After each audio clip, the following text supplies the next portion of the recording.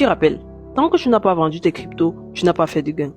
Je reçois énormément de personnes en coaching qui me disent « Ah, mais j'avais fait du 400%, mais après le marché a tout repris. Ah, mais j'avais fait x2, j'avais fait x3, mais je n'ai pas pu vendre. » Pour que tu évites de redonner tous tes gains au marché, il faut absolument que tu optes pour ces deux stratégies.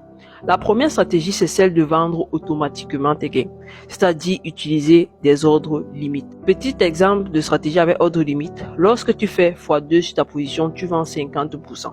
Ça fait en sorte que non seulement tu récupères ton capital initial, mais le reste du capital reste investi. Et tu répètes cette opération à chaque fois que tu fais x2. Tout simplement. Ça fait que même si demain, la crypto sur laquelle tu étais en x4 ou en x5 retrace et perd 300-400%, au moins tu as sauvegardé une bonne partie de tes gains. Ça, c'est la première chose.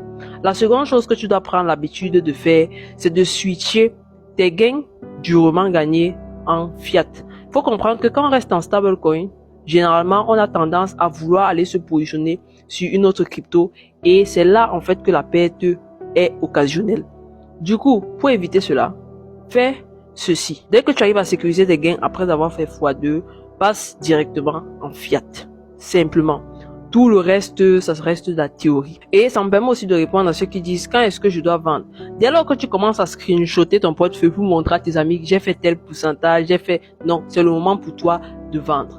Donc, sors de l'émotionnel, reste dans le concret et empoche tes gains avec cette stratégie simple que je viens de te partager.